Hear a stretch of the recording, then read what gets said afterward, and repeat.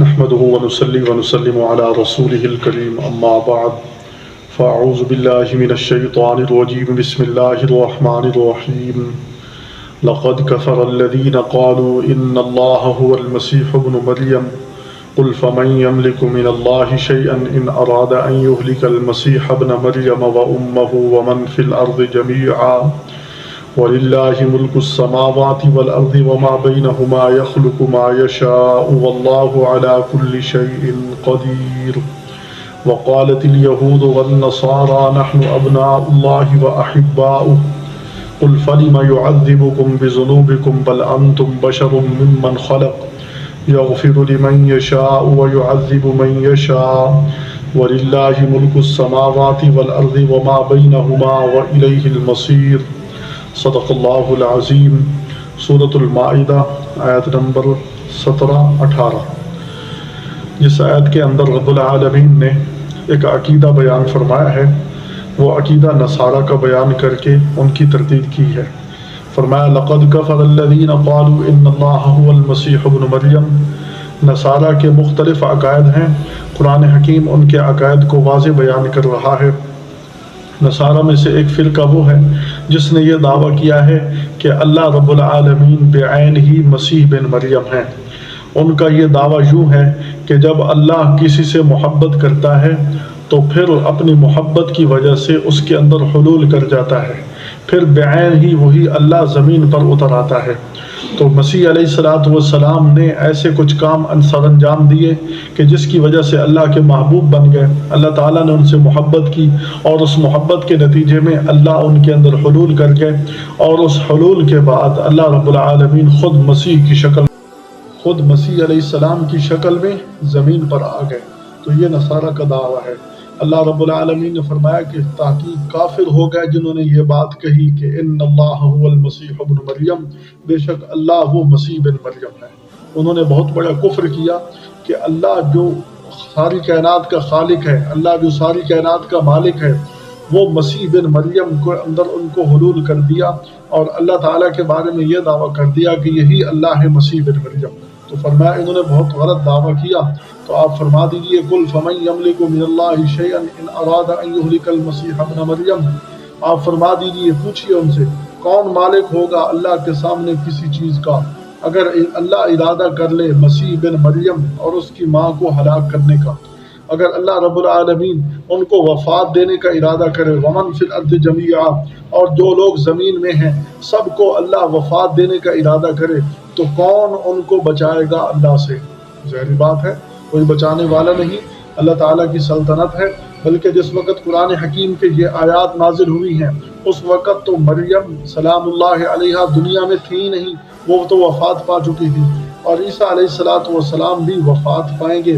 تو فرمایا جس پر وفات ہوتی ہے وہ خدا نہیں ہوتا، جس پر موت آتی ہے وہ الہ نہیں ہوتا، جس پر موت آتی ہے وہ اللہ نہیں ہوتا۔ اللہ حی ہے، ہمیشہ زندہ ہے، قیوم ہے، حی ہو کر ساری کائنات کو تھامنے والا ہے، ہمیشہ کے لیے زندہ ہے۔ تو فرمایا ان سے پوچھئے کہ جو مر جائیں، جس کو اللہ موت دے دے، ان کو اللہ ہلاک کر دے، تو کون ہے ان کو بچانے والا؟ وَلِلَّهِ مُلْكُ السَّمَاوَاتِ وَالْأَرْضِ۔ پھر نصارہ نے اعتراض کر دیا کہ جب اللہ نے عیسیٰ علیہ السلام کو بنایا ہی ایسے ہے، ان کے اندر معجزات ہی ایسے رکھے ہیں کہ جس سے پتہ چلتا ہے کہ یہ خدا ہے۔ یہ نصارہ نے بغیر باپ کے پیدا کر دیا۔ اللہ تعالیٰ کے کوئی باپ نہیں ہے، لم یولد، اللہ تعالیٰ کسی کی اولاد نہیں ہے۔ اور پھر عیسیٰ علیہ السلام مردوں کو زندہ کرنے لگ گئے، یہ اللہ تعالیٰ کی صفت ہے۔ اور اسی طرح عیسیٰ علیہ السلام مادر زاد اندھے کی آنکھ پر ہاتھ پھرتے تو وہ بینا ہو جاتا۔ یہ کام تو اللہ تعالیٰ کرنے والا ہے، تو ہم کیوں نہ کہیں اللہ ہی؟ تو اس دعوے کی تردید کرنے کے لیے آگے اللہ نے فرمایا وَلِلَّهِ مُلْكُ السَّمَاوَاتِ وَالْأَرْضِ وَمَا بَيْنَهُمَا۔ ساری کائنات اللہ کی ہے، اللہ ہی کی سلطنت ہے آسمان اور زمین میں اور جو کچھ اس میں ہے۔ جب اسی کا راج ہے، سب کچھ کرنے والا وہی ہے، تو جیسے چاہے وہ بنا دے، اس کو کوئی روکنے والا ہے؟ جس کے اندر یہ انبیاء کے معجزات اللہ کے حکم سے صادر ہوتے ہیں، یہ انبیاء علیہ السلام کے ہاتھوں پر جو نادر الوقوع کام ہوتے ہیں، یہ اللہ کے حکم سے ہوتے ہیں۔ اولیاء اللہ کے ہاتھوں پر جو ان کی کرامات سرزد ہوتی ہیں، یہ اللہ کے حکم سے ہوتی ہیں، اللہ کے حکم کے بغیر تو نہیں ہوتی۔ تو اللہ کی ساری کائنات ہے، جس کو جو صفات عطا کرنا چاہے وہ قادر مطلق ہے۔ یخلق ما یشاء، جیسے چاہے پیدا کر دے۔ بغیر باپ ماں کے پیدا کر دے آدم علیہ السلام کو، بغیر باپ کے پیدا کر دے، بغیر ماں کے پیدا کر دے، وہ قادر ہے۔ حوا کو بغیر ماں کے پیدا کر دیا، آدم علیہ السلام کو بغیر ماں باپ کے پیدا کر دے۔ یخلق ما یشاء، اللہ جیسے چاہے قادر ہے، قادر مطلق ہے، اللہ جیسے چاہے پیدا کر سکتا ہے۔ اللہ چاہے تو محمد الرسول اللہ صلی اللہ علیہ وسلم جیسے ہزاروں پیدا کر سکتا ہے، اس کی قدرت میں کوئی کمی نہیں ہے، چاہے تو پیدا کر سکتا ہے، لیکن اللہ نے بنایا نہیں ہے۔ اللہ نے آپ صلی اللہ علیہ وسلم کو سب سے عظیم بنایا، لیکن اس کی قدرت مطلق ہے، قادر مطلق ہے، جیسے چاہے وہ کر سکتا ہے۔ تو فرمایا یخلق ما یشاء، جو چاہے پیدا کرے، جیسے چاہے پیدا کرے۔ کتنی مخلوقات اس نے پیدا کر دی، ہمیں پتہ ہی نہیں ہے، ان کے نام بھی نہیں آتے۔ واللہ علی کل شیء قدیر، اور اللہ سب کچھ کر سکتا ہے، اللہ ہر چیز پر قادر ہے۔